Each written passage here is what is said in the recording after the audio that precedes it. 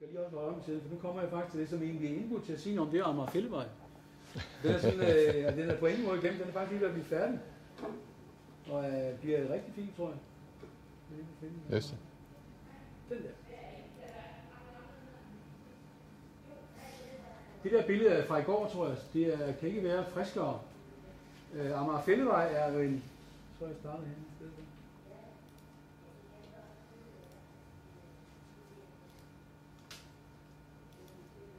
Den der. Faktisk det snit der. Amager-Fællevej er en karré. Det er 2 karréer. Vi bygger den ene af plejeboliger, og den anden er familieboliger. Det skulle være karréer. Det er faktisk et projekt, der er tegnet til Fonden for Billige Boliger, dengang de stadig eksisterede. Men det, der er interessant her, det er ligesom den kombination, som jeg sagde faktisk, jeg troede meget på rækkehuset. Vi tror ikke på opgangshuset. Jeg tror, at jeg kan faktisk, det er sådan meget personlige erfaringer. Jeg har boet i 15 år i rækkehuset i Vandløse. Og jeg kender mine naboer, jeg kender mine genboere, fordi jeg selvfølgelig har boet der mange år. Jeg har også haft nogle børn, som har givet af venskab eller kendskab. Nu har jeg boet i 3 måneder i en meget smuk lejlighed nede på Islands Brygge. Jeg aner ikke, hvad der bor nede under det 5. etage. Når jeg møder dem på trappen, så bliver jeg nærmest bange for, at jeg har jo ikke set dem før. Der er den der opgang der, som ikke er fed. Den skaber ingen nogen, for vi alle sammen er på vej op og på vej ned, og vi har ikke plads til noget som helst. Det vil sige, at du kommer også for tæt på, når du møder hinanden. Når du står i en elevator, endnu værre, og der kommer du sådan helt ind på folk. Og så det der med at sætte rækkehus oven på hinanden, det tror vi rigtig meget på. Det tror rigtig meget på, at det bliver et meget bedre socialt tilhørsforhold, der hvor du bor. Så ideen er her fra Amager-Fællevej, at du har her et helt banalt rækkehus i 3 etager med en forhave og en baghave, 2,5 etager og din egen tagterrasse. Det er sådan lidt luksusudgaven. Vi har der 130 kvadratmeter, tror jeg. Ja. Det er sådan set 125 eller sådan noget. En bolig her, midt i byen, 100 meter fra en metro, med en forhave og en baghave og en egen tagterrasse. Så kan vi næsten ikke tilbyde mere til en meget, meget billig pris. På den anden side i karréen her har vi så en interessant bolig, hvor vi siger, at vi har et rækkehus, der ligger hernede, som vi tegner her. Det har indgang fra gaden, har sin private have ude i det fælles gårdrum, og så har det 1 eller 2 værelser på første sal. Så har den lån en lille adgangsentré, der kommer rundt her. Så ham, der bor ovenpå, han går ind der og går op ad trappen her og har de 2 rum og en tagterrasse privat heroppe. Så kan man sige, hvorfor har vi ikke bare løftet adgangen op på anden sal, så han fik et fuldt sal? Det har vi selvfølgelig ikke gjort, fordi Almenbolig Plus, Almenbolig Plus siger 1, du må ikke have en elevator, det koster en bundegård at renovere en elevator og holde den i drift. 2, hvis du gør det, kræver det elevator, hvis du har indgang på anden sal. Så vi har selvfølgelig indgang før. Vi vil også have en klar kvalitet. Du går rundt her, går ind og går op.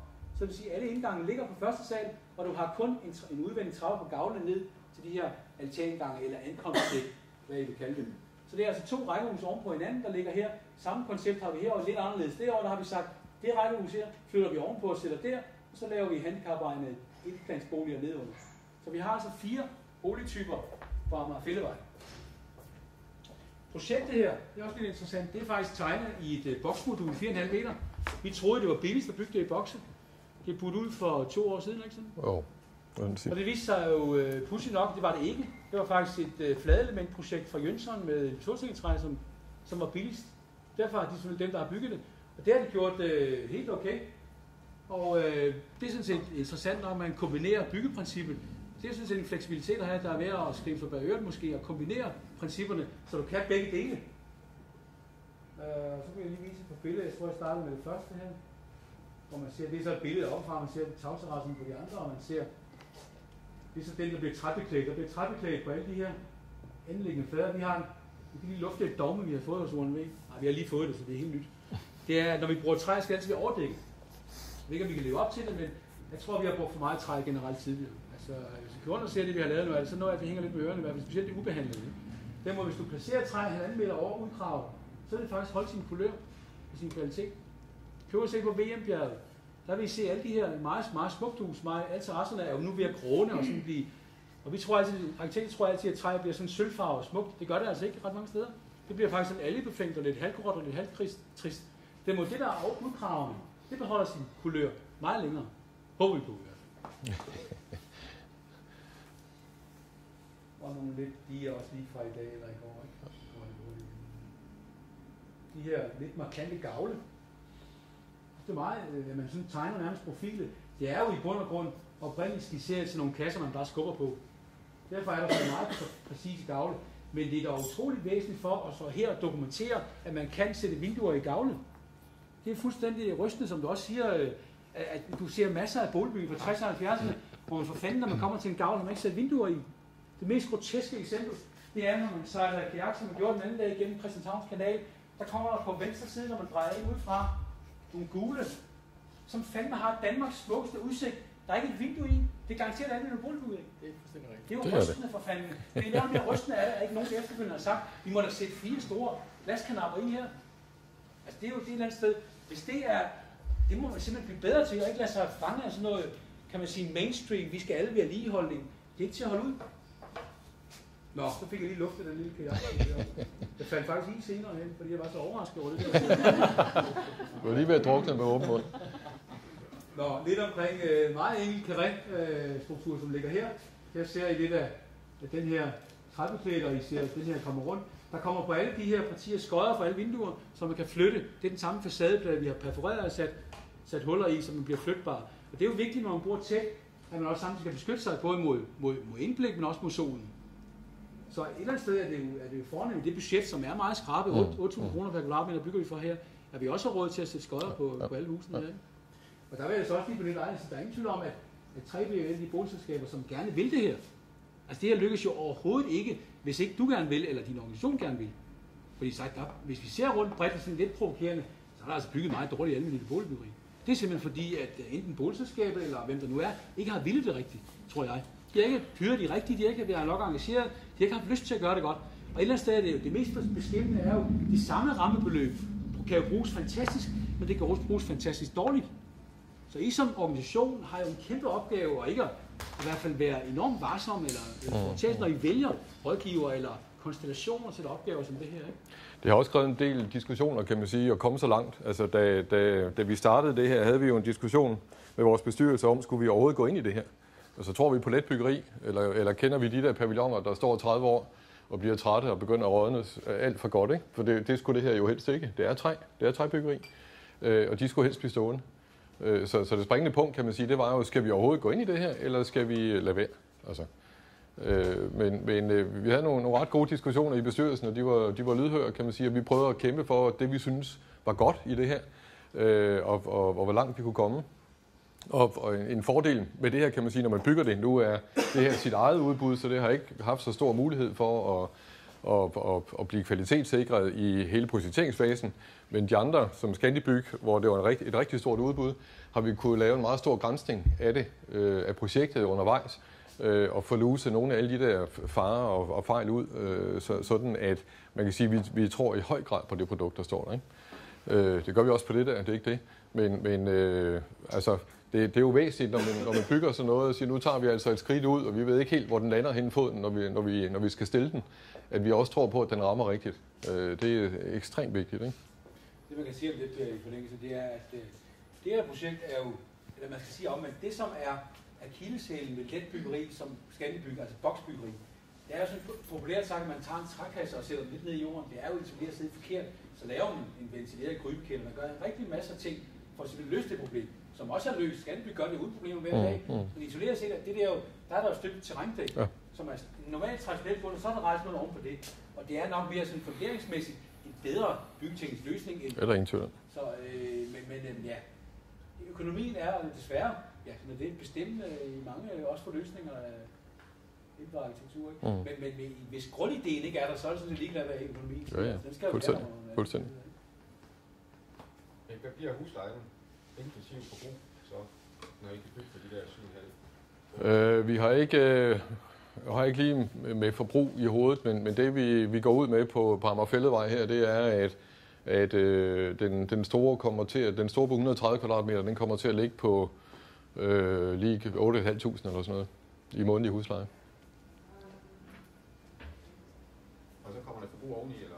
Så kommer der forbrug oveni, men det er jo lavenergi boliger. Klasse 1, ikke? Efter et gammelt reglement.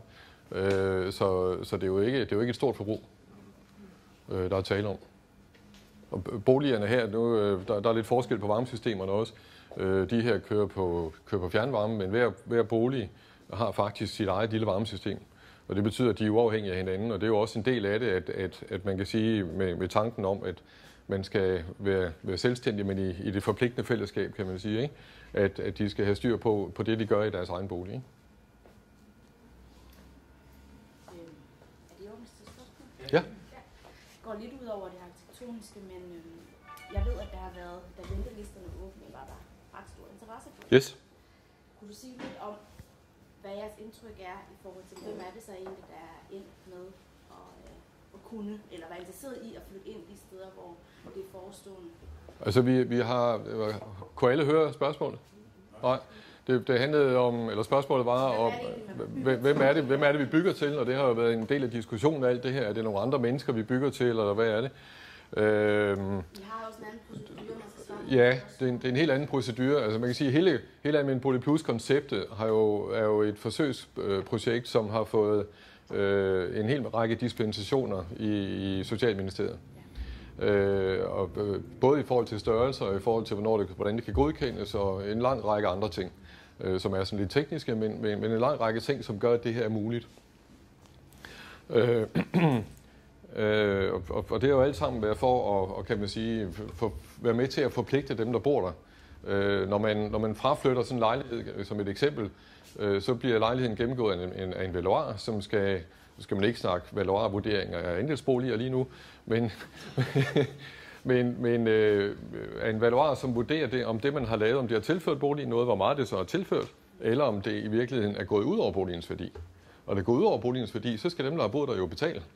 Men er det blevet tilført, så kan man sige, så vurderer han, hvor meget det så er værd på det tidspunkt, de flytter, og så skal de have det med sig. Der er så regler omkring råderet, så det er 165.000, tror jeg, man må putte i boligen i værdi. I hvert fald med regninger på en gang af det, man kan få. Så, altså, man kan jo gøre meget. Bygger man et toilet og nogle andre skillevæg og sådan noget, så kommer man jo hurtigt op på det beløb. Ikke?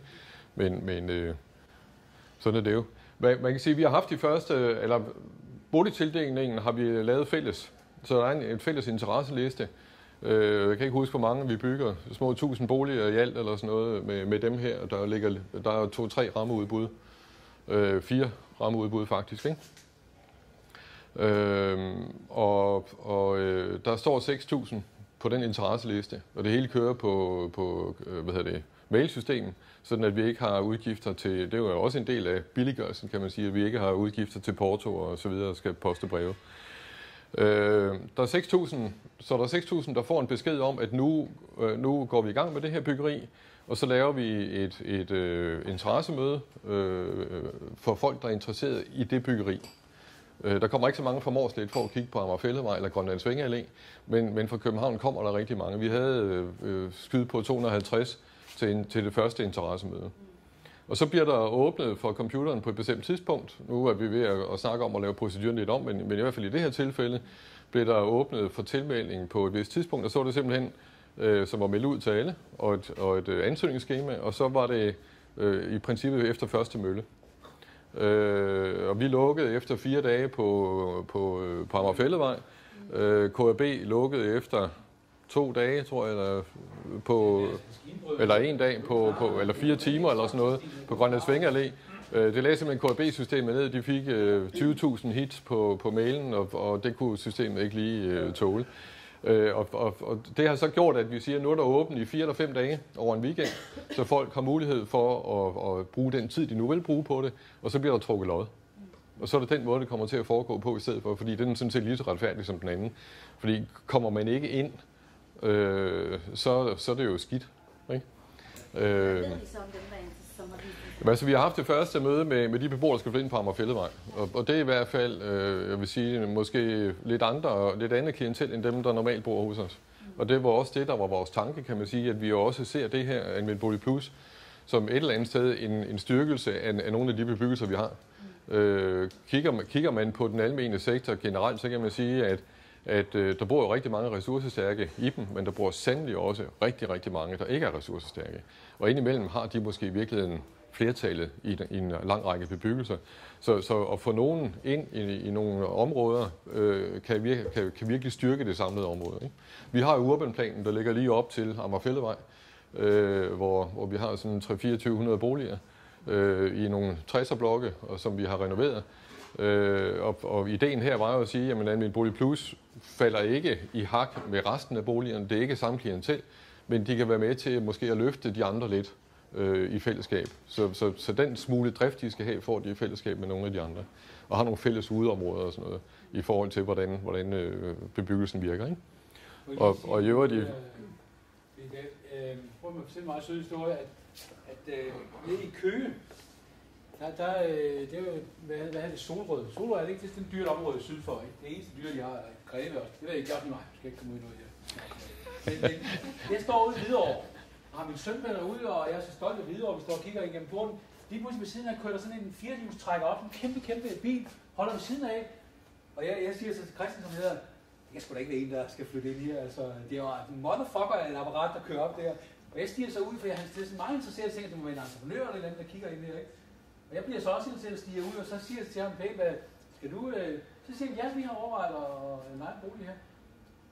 Og så kan jeg godt mærke, at inde i mig, så starter sådan en eller anden kamp med at sige, for fanden, det er da ikke dem, vi skal lege ud. Det er da ikke dem, der lige har solgt deres hus i Solrød for 4 millioner kroner, så nu vil flyve rundt med Norwegian og hvad de hedder alle sammen hver uge, og så kan de bo billigt til leje, som vi har knoklet natten over for at bygge. Det er ikke det, der mener. Og de giver så meget ret til at komme ind til alle andre selvfølgelig ikke. Og jeg endte med at have en ret stor diskussion med det der forsøg. Og min søn sådan ikke, hold op fra det. Det er pinligt, men det rører faktisk et dilemma der, Per, som et eller andet sted er, det er jo ikke, det er i hvert fald ikke dem, jeg har slået sig for at sige livet i posen. Det er ikke dem, der lige har solgt deres store hus, som jeg knokler rundt for at bygge for 7.500 kroner for i Køge eller i Vorsted, eller hvor det er.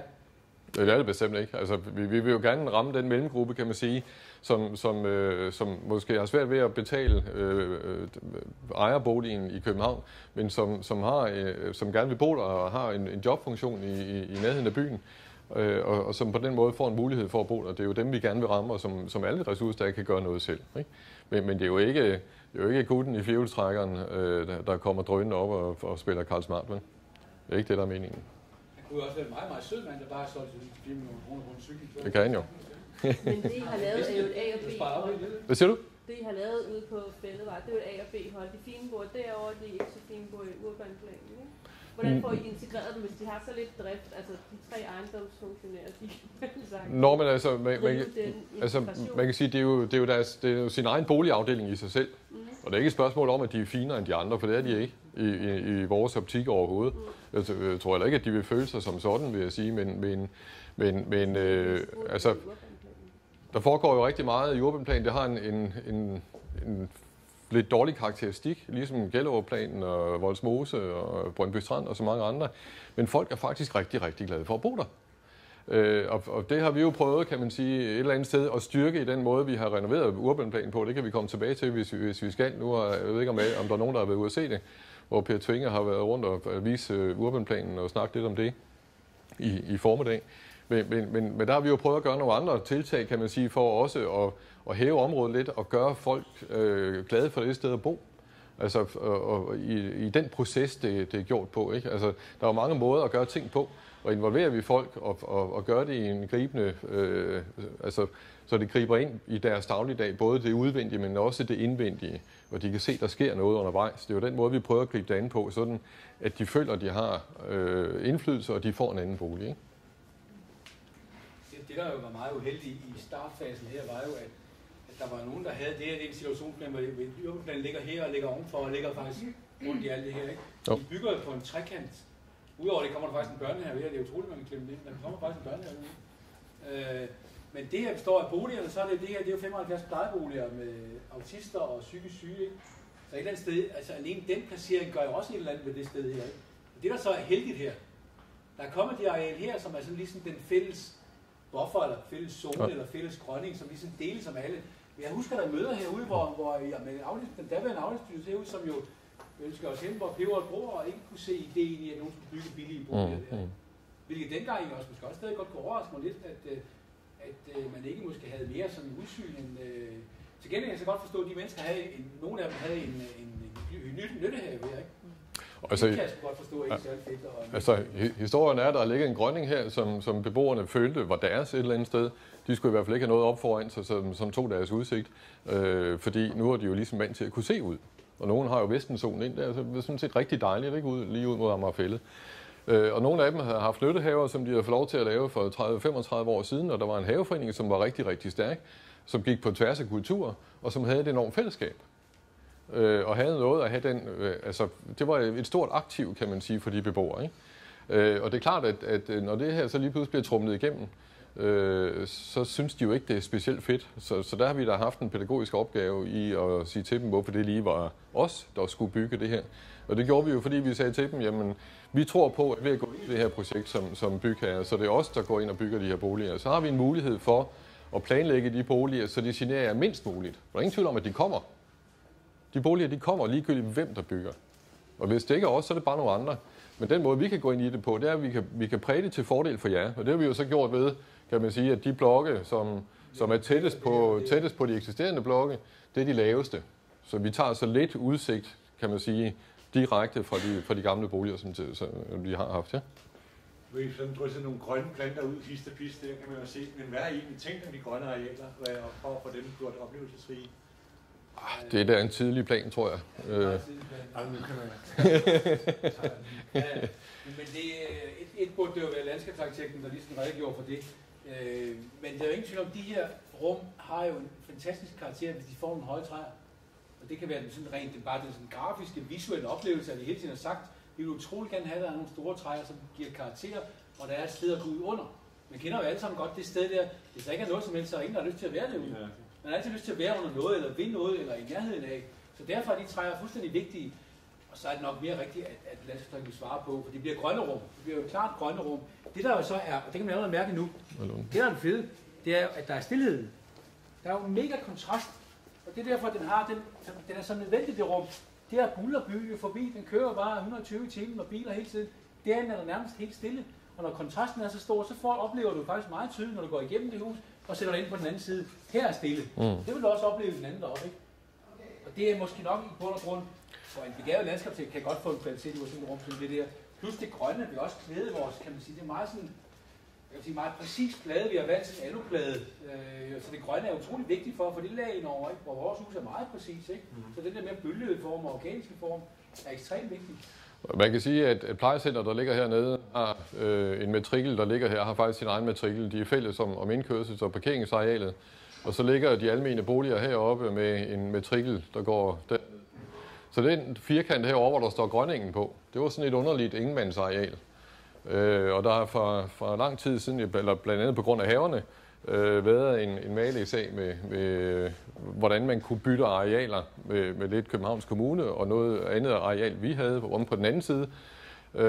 Og det fik vi altså efter meget besvær og arbejde i stand sådan på den måde, at vi har malelagt den trekant eller firkant der, så det bliver et fælles grønt areal for hele urbanplanen, kan man sige. Så det ikke kun er for den nye afdeling her, der kommer til at hedde Signalgården, eller for Hørgården 1 og 2, som ligger lige på den anden side, men at de alle sammen bidrager til driften af det grønne areal, og der har så siddet folk fra Hørgården i et byggeudvalg, kan man sige, omkring det grønne areal, for at få det indrettet, som de godt kunne tænke sig.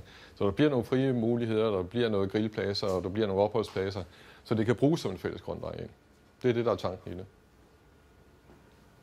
Jens sidder og kigger over på mig, som om vi er ved at overskride tiden. Det kan ikke passe. I er ved at være der.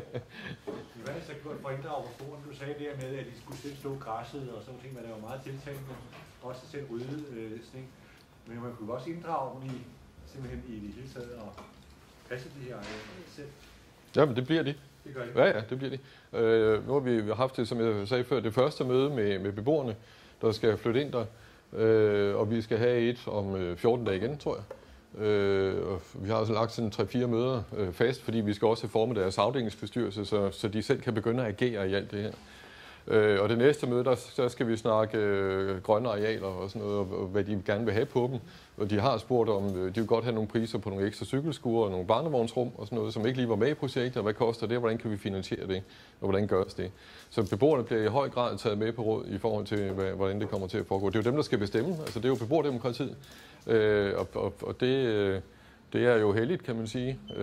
Det er samtidig rigtig godt, og samtidig et rigtig stort arbejde og en stor udfordring.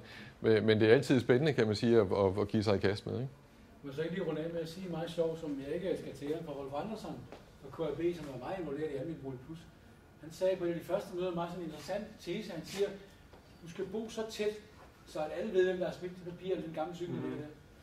Og han er mest, eller det er han ikke, altså den her, det er grønne svinge, det er fordi, de tager den frem. Der bor man simpelthen så tæt, så der kan ikke ligge en cykel her, uden at den bliver fjernet, så falder man over den, ikke? Eller et eller andet sted.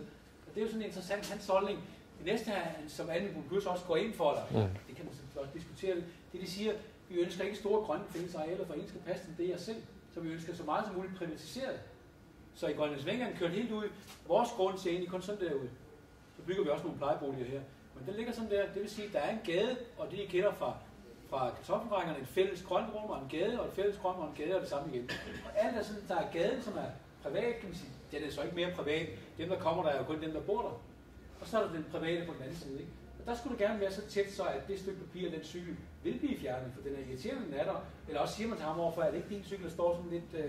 Det er jo meget interessant betragtning, at tætheden faktisk gør, at man siger sådan noget. Hvis der er 50 meter, så siger man ikke noget, så ligger den bare over ved naboen eller et andet sted, ikke? Det er nok også omfanget af, hvor mange mennesker, der bor. Det er klart. Det er 5.000, der bor der, eller 500. Her er der 89 boliger, ikke? Det blev en del af idéerne, kan man sige, at skabe nogle små sammenhængende områder, som ikke bliver for store. Altså i virkeligheden kan man sige, at Hvidovre er sådan lige stor nok som enhed med 125. Den der er nok mere passende, og vores på Amagerfælledvej med 53 tror vi meget på. Altså, det er en rigtig god størrelse, hvor folk kan overskue det og sådan noget. Og grupperer dem jo lidt. Vi har nogle andre også, som er sådan grupperet i 3 små områder, hvor der er 60 boliger. Ikke? Så på den måde så kan folk overskue det, og de kender hinanden. Og ideen er jo netop, som Søren siger, at det er tæt, så man har et ansvar for, hvad der sker.